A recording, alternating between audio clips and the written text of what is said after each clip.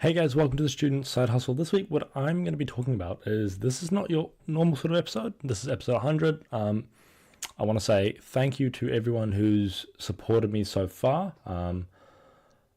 It's very surreal to realize that I've gotten to 100. To me, it's a massive accomplishment because this is the first thing in my life I've ever created and been proud of it and been like, wow. That's something unique that no one else could have done, and I'm really proud of that fact. What I want to say is, what we're going to be talking about today is the bit that makes this all hard. So, what we're going to be talking about is social isolation in regards to being an entrepreneur or intense difficulty trying to get your foot in the door. Because I'll go over my experience at the end of this podcast, but I've got the experiences from a lot of people like. We've got Eric Helms, Steve Hall, we got my friend Declan, we got a bunch of other people, and we're going to go through their experiences and look at basically what their general thoughts are on the question. So the question is, what has been your experience in regards to social isolation or intense difficulty getting a foot in the door in regards to being an entrepreneur? So they've all given me answers to this question, and we're just going to run through that. And the reason that I think this is so important is because I think most people don't truly realize the amount of to get into a 9-to-5 career, right? You need a degree, or you need some sort of qualification, or you need to just put in a decent amount of hours. But I think since a field like being a podcaster, or being an educator on YouTube, or being a bodybuilder, or being a photographer, videographer, fashion brand owner, all sorts of things. There's a bunch of things. Anything entrepreneurial where there's not a blueprint carved out for you, it is intensely difficult. And I think it's talked about a little bit, but it's like, I think I'm trying to humanize those aspects a lot, because that's sort of what I want to do with this podcast from now on, and sort of show people, okay, you can do these things, but they're fucking hard. They are goddamn hard. And it's like, the amount of hardship and loneliness that everyone goes through getting to a position where they feel comfortable and they feel like they're actually doing anything relatively useful. It's a small number of them. Not many people get past that. I think a lot of people give up, but I think a lot of us will sort of have that drive. And I don't think it's like you're special because you're an entrepreneur. I think that's a load of bullshit.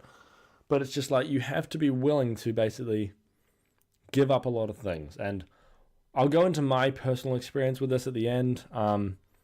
It's been very, very prominent for me, and I'll explain why. But yeah, I hope you guys enjoy these experiences. Thank you very much for listening. Thank you so much to everyone who has contributed to this, and thank you so much to everyone who has come on the podcast for one, because when I started, I was just a dumb kid with a podcast.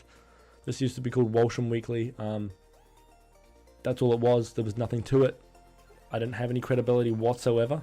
And then people gave me a chance. And then that's gotten me to where I am now. And I'm nowhere far yet, but it's gotten me somewhere, which for me is phenomenal. Yeah. Thank you so much to everyone who's listened, supported me, messaged me, whatever, interacted with the podcast in any way. Thank you deeply. This truly means the world to me. This has given me a purpose and given me many. It's completely changed my life. So yeah, thank you guys very much. Don't want to get too soppy, but yeah, I hope you guys enjoy this episode of the podcast. People are constantly raising the bar. Sacrifices need to be made. What would you guys say are your biggest weaknesses? You or your enemy right now? Is success a lie? Just a fucking podcast.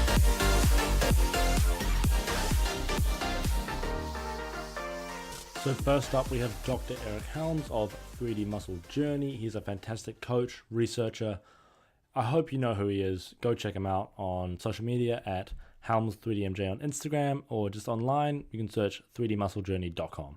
The biggest hardship I've faced trying to get into my career has been just at the beginning, the sheer amount of work that I had to do to move the needle even a small amount.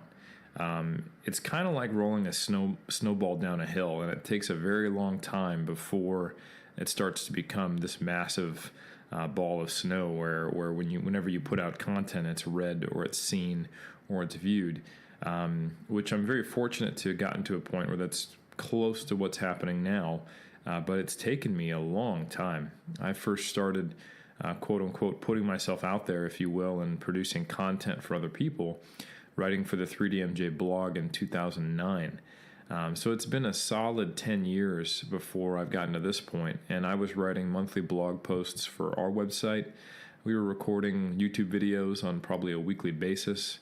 Once we got on YouTube, we were engaging with people on Facebook regularly, and I was writing articles for many other websites and doing written interviews. I was probably writing an article, maybe 4 articles a month for years, and doing a YouTube video every other week for a few years, and appearing on other YouTube videos as well of people with different channels.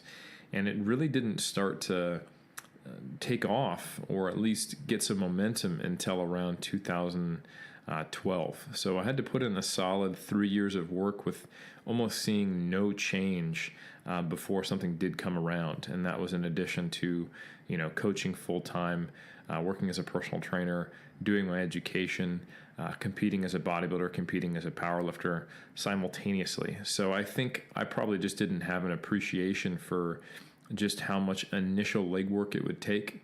It's very much like inertia, to actually get that large mass moving. I had to put in so much work at the start, and then after that, things started to flow a little more freely. So next up, we have my lovely coach, Steve Hall. You can find him on Instagram at Revive Stronger. You can go to revivestronger.com. There's also a Revive Stronger podcast. Just search Revive Stronger in your podcast app. All of them are absolutely phenomenal. There's a reason I've hired him as my coach. He's also been on the podcast twice. So yeah, enjoy Steve's answer. Into becoming an online personal trainer, I was working an office job. And after that, I then went into personal training. And in both of these situations, I had colleagues, people I could interact with, people I could joke around with during the day and speak with. This completely changed when I became an online personal trainer. The ability to talk to your colleagues is no longer there because you have none. You are your own person. You are your only employee. This was tough for quite some time. When I worked within office jobs, it was actually there where a lot of the people that I worked with really developed the person that I am today, and actually allowed me to become a much more confident individual, because I really wasn't very confident for large chunks of my life for various reasons. So coming out of university, I wasn't in the best frame of mind, and some of these people truly helped me get into a really great place. So leaving them behind and becoming somewhat of an entrepreneur, becoming an online coach, then made everything very, very difficult, and it became real quick. So as many people might know, I previously brought on a coach called Mark Newcomb, who unfortunately it didn't quite work out with Revive Stronger with him. He had other obligations. We now have Pascal Flor, who is basically a co-owner with Revive Stronger. And then we have Miguel Blacut and Ryan Solomon. I always wanted colleagues, people to interact with, a team. I wanted Revive Stronger to be bigger than just me. And this is something that I am truly appreciative of, having such great like-minded individuals to interact with and build and develop relationships with, and build and develop the business. However, there is still an inherent amount of isolation in what I do. I work from home. I am on my own for the entirety of the day before my girlfriend comes home. Miguel, Pascal, and Ryan are not with me day to day. They live across the world. It would mean flying to go and see them. So there is still an inherent large amount of isolation. And so using actually things like social media, Instagram, Facebook, these really help keep you somewhat social. Obviously, it's not real life social, and therefore it is still difficult, and it is an inherent difficulty of working online from home as a sole individual. So next up, we have Ben Esgro. He is a fantastically intelligent guy. Like, wow. His answer is very, very interesting. If you want to know more about Ben, you can find him online at De Novo Supplements. So he's the founder of De Novo Supplements, and also Ben Esgro, and he also works for the Strength Guys. So in terms of feeling isolated and alone, I think that I have both a general and a specific answer. And to start with the general, I think it really comes down to acceptance that if you choose to do something that is not the norm, you have to accept that you're going to deal with quite a bit of adversity in going through that. And the reality is, being self-employed or an entrepreneur is not the norm. Most people go to school and really work towards ultimately getting a job to work for someone else or a business, not to do it themselves. So I think starting from that route, you're going to deal with a lot of adversity alone. And I think that the only opportunity or the only real control we have with problems and adversity like this is really how we frame the problem. And I think for me, the way that I choose to best, maybe you could argue the best word is cope with it, is acceptance that I'm not going to have a ton of support, and I need to accept that I'm choosing to go this route. Therefore, I'm going to deal with a lot more resistance in the path to get what I want. So I think when you start from that, you actually release a lot of tension and expectation from yourself or even from other people, because you don't expect them to, right from the get-go, support you and be behind you. And I think approaching the problem this way actually helps you not be so derailed when someone tells you that you're not going to be able to do it, or doesn't believe in you, or doesn't support your idea. So I think on a personal level with coaching and even with starting a supplement company myself, I mean, the reality is I've been starting companies since I was 12 years old. And people are going to laugh at you. And people are going to tell you that you're going to fail. I've had some people that I highly respected pretty much bluntly say, well, this one's not going to work out for you, but maybe the next one will. And I think you have to learn to not take that personally and actually let it motivate you rather than destroy you. So I think that's something you just get better with experience, and you have to believe in yourself, not in everybody else's opinion, who either was too afraid to try it themselves or gave up when someone else told them that they couldn't do it.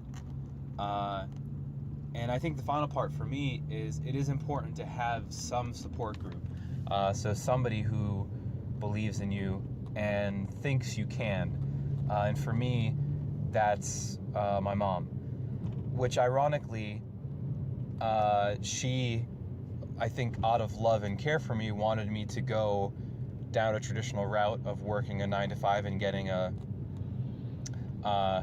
stable job. But I think you realize, or a secure career, and you realize over time that that doesn't really exist. That's just something you tell yourself.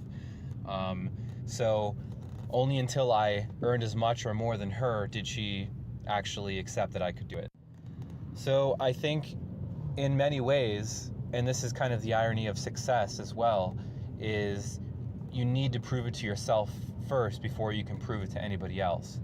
And the funny thing is, once people outwardly see you succeeding, then they all come out of the woodwork and tell you that they always believed in you, or that they always thought you could do it, and all of this crazy stuff. So I think you need to accept that the wisdom of the crowd usually isn't wisdom at all.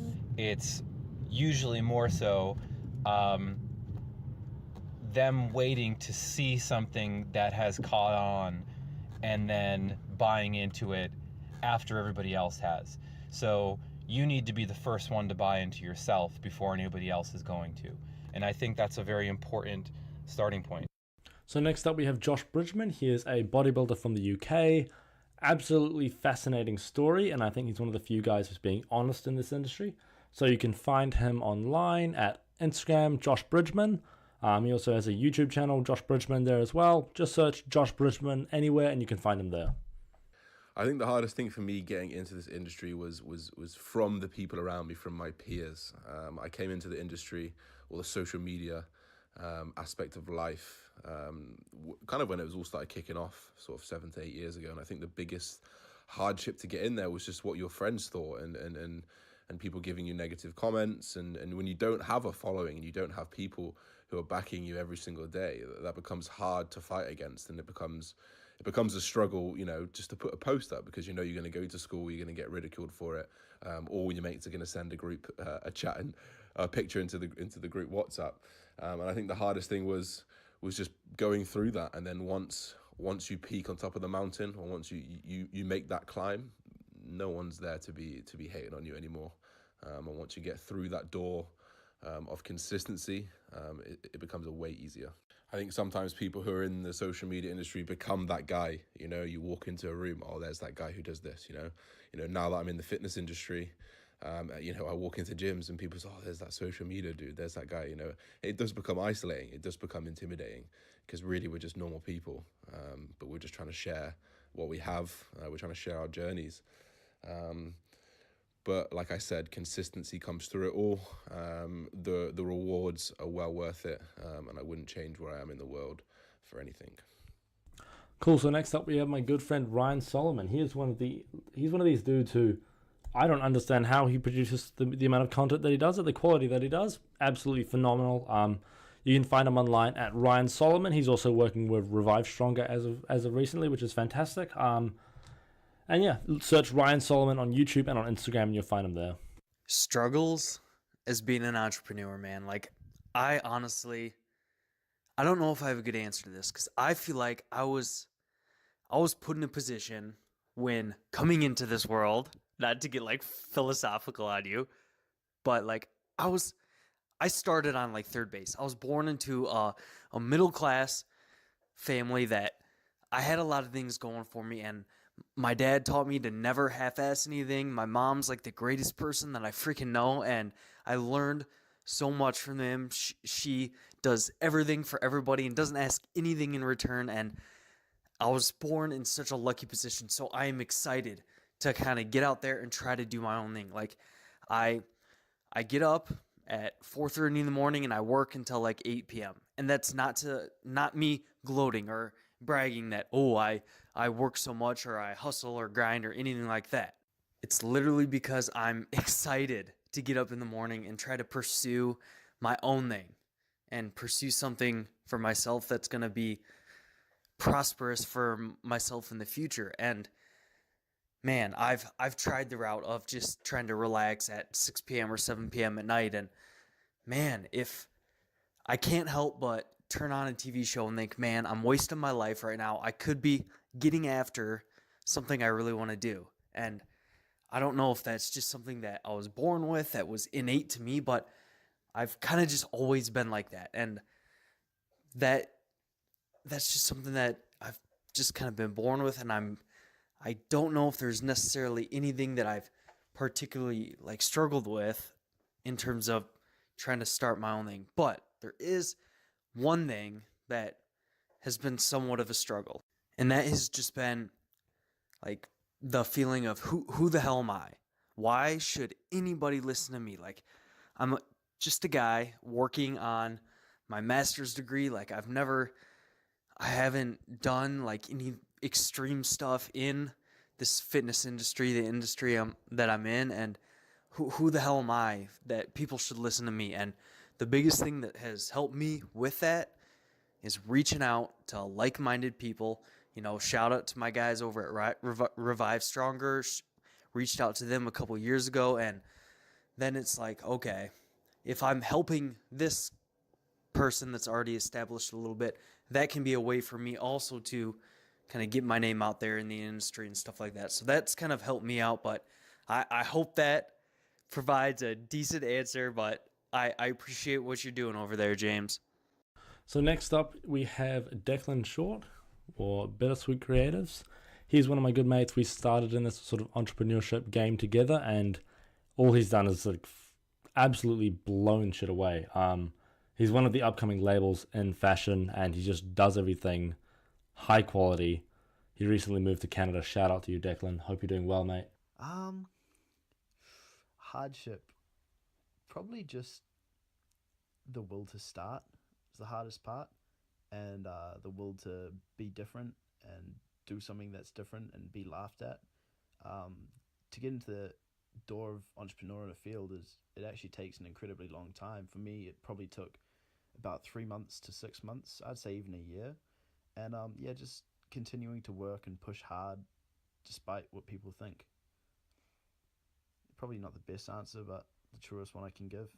Hope all's well, bro. So next up we have Vitamin PhD. She is absolutely insanely knowledgeable, so interesting, and she has some very, very unique opinions that are informed, which I think is fantastic. So you can find her online at Vitamin PhD. That is on Instagram primarily. However, she does also work with Renaissance Periodization as one of their coaches and also Stronger Experts. My podcast with her recently came out as well. I believe it's episode 98. Good morning. This is my first voice recording, so I'm going to answer your question. I would say that I struggled with two things.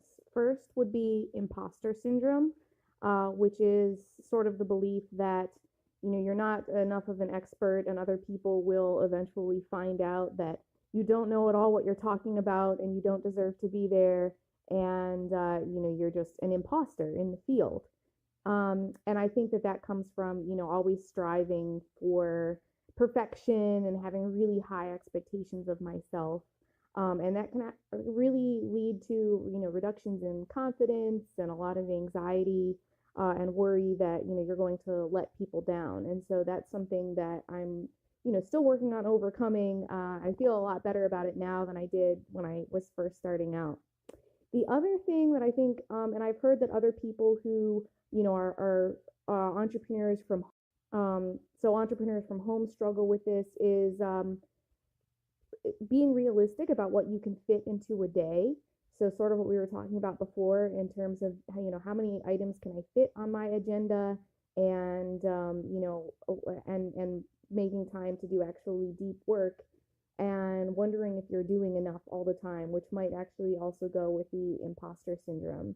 So that's another thing, trying to be realistic and also productive. And actually, I think that there's a third thing and this might be more just for people who are introverts, is that it can be very difficult to network and be on all the time, even via social media. Sometimes that can feel a bit draining, like you're connecting with people. And I do really love to connect with people, but at the same time, I have had to realize that it's in my needs as well to unplug and take time for myself.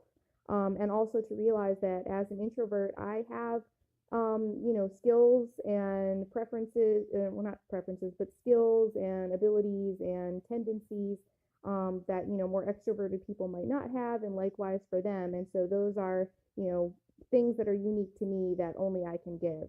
So one of the books I'd recommend would be The Introvert Entrepreneur. That was one that helped me a lot. So hope this is helpful, and I look forward to hearing it. So what I'm going to be talking about now is my personal experience in regards to this. So I started being an entrepreneur. I hate that word, but I'm just going to use it. I just need to get over that. I became an entrepreneur, or I started doing entrepreneurial things. It would have been my last year of high school, so that would have been about a year and a half, 2 years ago maybe. I started a website called walshami.com. I'm just going to go through my story. Like, basically, I'm a guest on the podcast now, which is weird. But I started that blog, and I don't know what that was meant to be about. It was just sort of health, fitness, self-development. I loved self-development from 14. Like, at age 14, I was reading No Excuses by Brian Tracy. And then all throughout my high school years, I was reading audiobooks and all that sort of stuff. And so I started Walsham Weekly. That was the original name of the podcast. That sort of came at a time when I didn't know what the fuck I was making. I was making podcasts and YouTube videos, and I was trying to teach about shit that I didn't know what the fuck I was talking about. And you've probably heard me talk about this a few times before on the podcast, but it's I didn't know precisely what I was trying to talk about whatsoever. And I didn't have the knowledge to talk about any of the topics I was talking about. I basically was completely, I didn't have any sort of imposter syndrome whatsoever. I just sort of thought, you know what, fuck it, I can talk about it. I listened to Gary Vee, he said just document, talk about shit. So I just did it. And then all the content was absolutely fucking terrible. And I mean, there's very, very, very few bits of content nowadays that I look at and I don't cringe. Even my interviews 20 interviews ago that I cringed at, but it's like, it's not because of anything the guests did, it's just because my interview skills were terrible.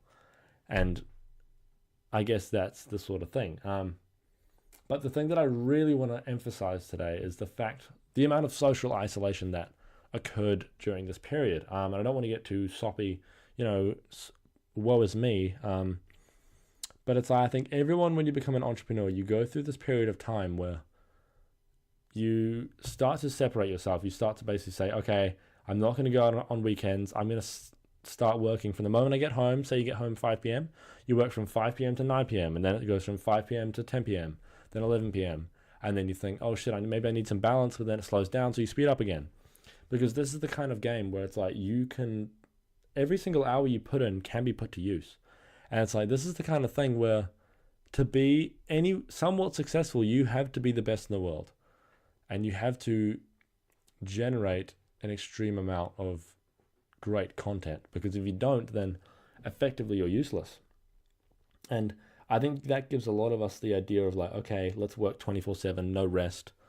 And I mean, I did that for a long time. And yeah, I sacrificed a lot of things to do that.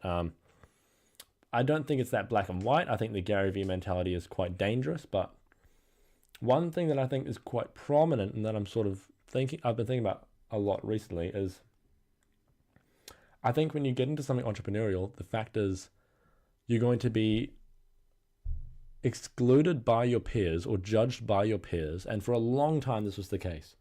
When I got into the gym originally, I had people saying like, oh, you're all about the gym now? Really? You gym? You care about the gym now, bro? So I was like a 50 kilo skinny white dude. Like, I was tiny. And then all of a sudden I was trying to get jacked. It's like, there was a lot of blowback from that. But the results came quick. And if we just look at the aspect when it comes to the gym, it's like people started asking, oh shit, how did you do it? Like, what did you specifically do, James? How can you teach me, James? James, I need some advice. Please, James, help me out. Blah, blah, blah, blah, blah. Like, people just started asking questions about how I did it. And it's like, at the start, people were taking the piss. And it's this is nothing revolutionary, but it's like people, once they realize that you are going to go somewhere, or once they realize that you've done it, they were like, oh shit, I'm sorry I doubted you. Not many people come out and say that because they don't doubt you to your face, but it's like, yeah, there's going to be a lot of ridicule, and maybe that's what needs to happen, because maybe it weeds out the people who aren't willing to take this path long term. But yeah, it's the kind of thing where it's intensely satisfying almost, because it's like, oh, go on, tell me I'm wrong, And then another thing is the fact that, like, when you first start, your peers are going to start to exclude you. So that like your high school friends or whatever, say you're my age, or just your general friend group, a lot of them on general public will begin to judge. And that is hard. That is definitely hard. People around you won't understand. Most people aren't going to be like you, and you're going to have to change a few things, or you're going to have to accept that people aren't all entrepreneurs and they don't all want to optimize every aspect of their life. That's something you're going to have to accept. And you're also going to, it was definitely the experience for me, and I think it still is the experience because I'm still sort of living that, is you're not accepted by the industry you're trying to get into either. So you're not reputable yet. You're not anyone respectable. And that's fair enough, because you need to earn your damn stripes. And I think, like, I say even now, but I haven't been in evidence-based fitness or whatever this niche I'm in is. But I haven't been in this niche for that long. I'm not that well known. So I'd say I'm still not accepted. But I mean, that's the niche. And I don't think I have nearly enough traction for that either. So fair enough. But it's a very difficult position, and I think everyone's going to experience that position if they do something like this. It's like, if you're trying to get into music, eventually your peers are going to be like, haha, trying to get into music, what a dickhead. And then the music industry isn't going to accept you because why should they accept you? If your work's not amazing, you shouldn't be accepted. And I think heeding the knowledge of someone like Ryan Holiday or Gary Vee, take it with a pinch of salt, I think, but some of what he says is useful. Who are some of the other greats? Deep Work by Cal Newport, all those sort of people. There's a lot of fantastic entrepreneurial books out there. But the main thing I would say is try to give yourself somewhat of a friend group of entrepreneurs. You don't have to be like, I know a few entrepreneurs who see themselves as like, yeah, we're better because we work harder than everyone else. Fuck the normies. You're all sheep. We are the wolves. It's like, fuck that bullshit. That's honestly egotistical, cocky bullshit. In reality, you are someone who has a different career path and you're working hard to get that, because to get into an entrepreneurial career path, you have to put in extra hours compared to the average individual, and you probably carry a 9 to 5, or you're a student at the time, or for me, the case is I'm studying podiatry, and I might go do my master's afterwards, but it's like during this time, I've been trying to do well at school, get somewhere in bodybuilding, if that's the goal, and then also create a podcast. So it's like, and then also not go broke. So that's the thing. It's like there's all these things to balance. So I think I've had it relatively easy. Like I live at home. I'm just trying to do this, and it's not like I'm balancing all these other hard aspects of my life. But that's the thing, though. You're not going to be accepted by the industry, and you're not going to be accepted by your peers either. So it's a very difficult time before, because eventually you'll get success, and it's pretty much inevitable if you make good work, pretty much. But marketing is important at The Perennial Seller. That's one of Ryan Holiday's books. It's like success is inevitable for the most part if everything's done correctly. And that sort of means eventually your peers are going to come back and say, oh, hey, you're the man. Good job.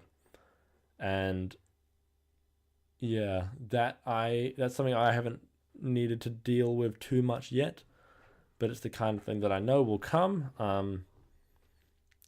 But it's I don't know what you would term the sort of position that happens before you get anywhere.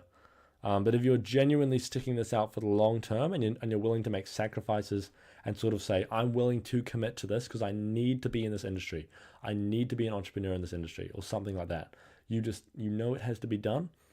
This is the kind of sacrifice that you need to make. There's going to be a ton of Friday nights when you stay at home or you don't get invited to things because of the way you are. And that is fair enough. I think for the majority of us, especially if your work is primarily online as an entrepreneur, you're creating content or you're doing things for your business alone in your room with no one else there.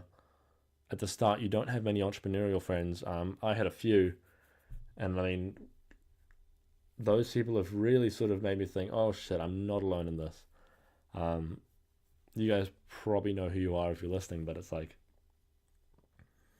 yeah, it's unfathomably hard at times, but it's almost way easier because you know long term you're doing exactly what you want to do.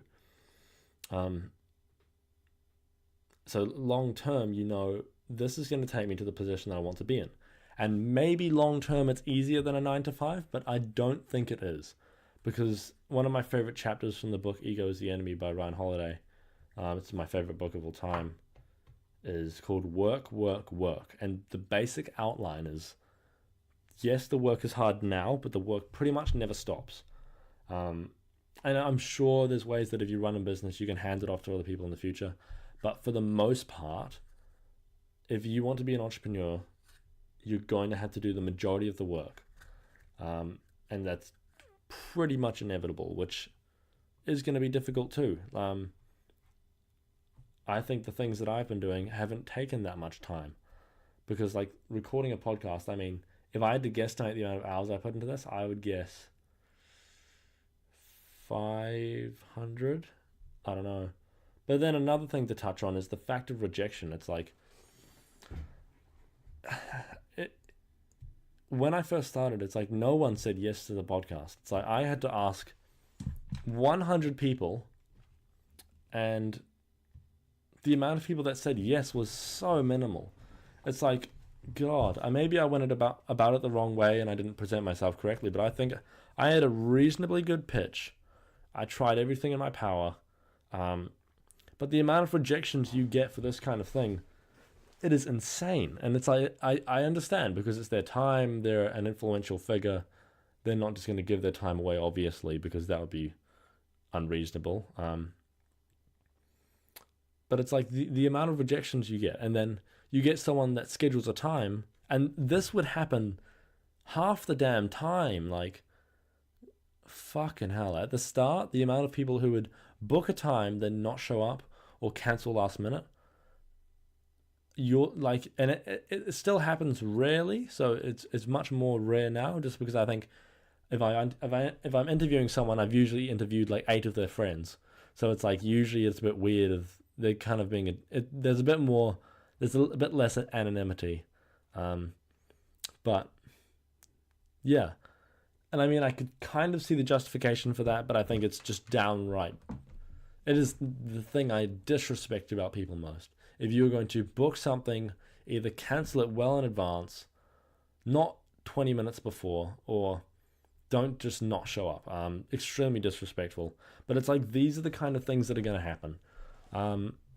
It's like this stuff is fucking hard. And some people get into it easier than others. Like, some people have a really smooth ride into this sort of thing, but it's not that easy, no matter what path you take. And it's like, you're gonna it's like it goes, but you can't attach your worth to your success in this, because it's like, I remember I used to worry about the numbers all the time, and the numbers weren't fucking going up. I used to get like 7 views on a podcast every damn week, and it was like, that was until like episode 30, 40, maybe even 50, that I got like no damn views. Only like the last 30 or 40 episodes has it started to pick up, and it's still minimal. But it's like, that's the sort of work that you need to realize that you need to put in. You need to go through that trial and error. It's like, and I think there's a lot of things I still need to do in regards that are just pure efficiency, not even work hours. Like, for instance, branding the podcast better, all that sort of stuff. And I think I'm about to rebrand, but not sure. Maybe episode 101 will be called something else, but yeah. Yeah, I think I think people talk about how difficult it is, but you need to realize it is insanely difficult. Emotionally, it's goddamn draining. You get rejected repeatedly. And that's the thing, though. It doesn't actually matter how difficult it is, because at the end of the day, you know you need to keep doing it if you want to get in this. And you need to realize that it is possible. And that's what I'm sort of trying to demonstrate with this podcast. It's like, okay, now here is like around 100 examples of people who have done something that is within your grasp. Something, if you combine maybe 2 of those people, you take a different direction or a similar sort of direction. If you head in the general direction and do the sort of things that these guests did, you're going to get in a similar position. And it's like, if this is the kind of thing that you want to do, it's possible. But it's, for it to be possible, you need to realize the amount of work you need to put in, what you need to give up, what you need to prioritize, the sacrifices you need to make. But you need to realize it is possible, and the benefits from it will be insane, because let's face it, is something like 75% of people don't like their jobs nowadays. Something like that. It's like something like 25% of people dread the thought of their jobs. I don't know what the statement was, or the study or something. I heard it in a book or a podcast or something. But it's like this, the fact is, most people don't like what they're doing. And it's like, you have a way out. You genuinely do. But it's goddamn hard, and maybe it doesn't actually have to be for money. Maybe it's just, like, if I did this, I haven't earned $1 off this podcast. Not one single dollar. And I'm fine with that. I could do it for, well, the goal is 1,000 episodes. I had that goal in my head. It doesn't actually mean anything, but it's just something I want to do. If I can do 1,000 episodes, That would blow my fucking mind. If I can catch up or beat Joe Rogan, that'd be cool. But, he's going pretty damn fast. But, yeah. It's the kind of thing that's hard, but it's so damn fulfilling. The amount of meaning this sort of thing gives you in your life is insane. The amount of knowledge you gain, the amount of critical thinking skills, the amount of fear that I have before not fear, but anxiety or stress or worry before some podcast is pretty insane, because it is scary. It's like you're going to talk to an idol, basically. You're going to go talk to them and be like, holy shit, hi, nice to meet you, I'm James, how are you? And it's like the amount of awkward fucking interactions I've had. And it's like the amount of times when you've thought, holy shit, have I just fucked up my reputation in the industry? It's scary, but I don't think it really works like that. It's not. I'm still not sure. Well, no, I'm pretty sure now, because it's not like it's just an interconnected web of people, and then once you fuck off one person, everyone hates you. That's just not the case. Because I'm sure there's at least one person that I can think of that does not like me, which is fair enough. Shout out if you're listening. You might know who you are. If you dare me asking who this is, I'm not going to tell you. No fucking chance. Because I don't even know that for sure, but I'm pretty sure. Anyway, that's a useless topic of conversation. But yeah, the fact is, I'm gonna end this here. The fact is, you can make any sort of thing your career. Right now we have YouTube. I have another YouTube account that I'm never telling anyone else about. No one's ever going to know about it. It's completely separate from this. That's gotten a decent amount of views, and I've made like 6 videos. And all I did was just do exactly what that genre wants. And that genre responded well to it. So it's like, okay, say you want to be a painter. Make painting damn YouTube videos. Like, this is where Gary Vee's advice is actually kind of useful, because he actually does have some useful points. Like, okay, hey, work harder, Sally. Go and use the 18, 16, 14 hours you have a day. Okay, let's say you have to work for however long of those, eight of those. Okay, what are you going to do with the rest of 6? Like the 6 hours? You can do a lot in 2 hours if you do it properly. That's the thing.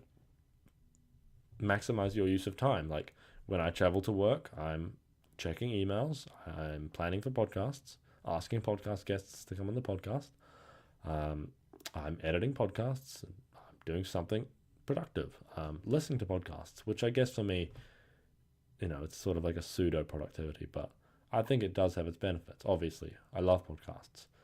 I'm insanely passionate about it. And there's a lot of things that I want to get into on this podcast and just talk about, but I'm not exactly sure what I want to let spill into this, because I think it's relatively pure at the moment. And this is the longest time I've had on the podcast in a long time where it's just me talking,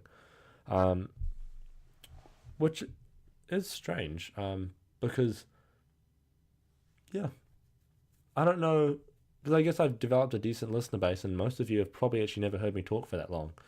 So yeah, hello listeners. Hope you're all well. I feel as though I talk a decent amount in my podcast though. Yeah, I'll finish off with this. If you have enjoyed any of my podcasts, I would highly appreciate if you'd give a review on iTunes. That would be cool, and I mean a genuine review. If you hate it, tell me, please. Like, if you say James is a dickhead, I've got a lot of comments about people that I say like too much, which is fair enough. I do say like too much. I hope I've stopped that for those of you that have commented that. And if you have any complaints about my interview skills, anything, let me know. If there's any positions that I hold that you don't agree with, I have some relatively polarizing positions. Let me know as well. Yeah. Anyway, thank you guys very much for listening. I hope you have a wonderful night. I hope you pursue your dreams. As cringe as that sounds, like seriously though, you should probably pursue what you want to do in life, because otherwise you're going to waste your time on this earth. And we're at the point where resources are relatively easy to come by. You can sustain yourself off a relatively small income. It's a decent idea to try and do what you love.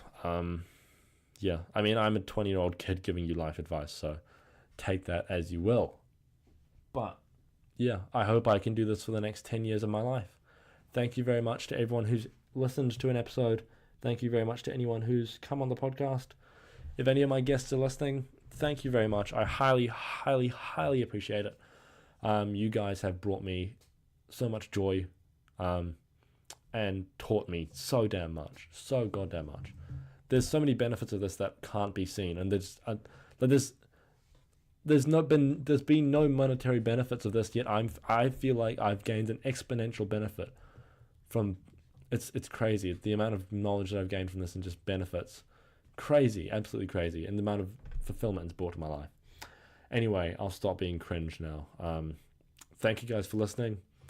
If you want to know more about me in specific, follow me on Instagram, James_Walsham. It's more like gym stuff, but if you want to just talk to me, let me know, send me a DM. Feel free. I'm always down to just chat with followers. I'll probably respond in a voice message.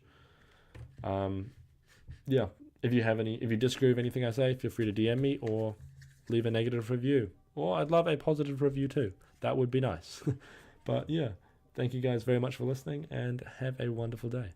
Also, this is not a study or student podcast, just letting you guys know that. I don't know why it's called the Student Side Hustle. I picked that name naively. I'm probably going to change it. Thank you guys so much for listening to this episode of the Student Side Hustle. I would appreciate so much if you would leave a review if you'd like to hear more of what I'm saying. Then I would love if you would follow me on Instagram or check out my other social media, all linked in the show notes. And again, I would just like to say thank you so much for listening. Have a wonderful evening and study hard.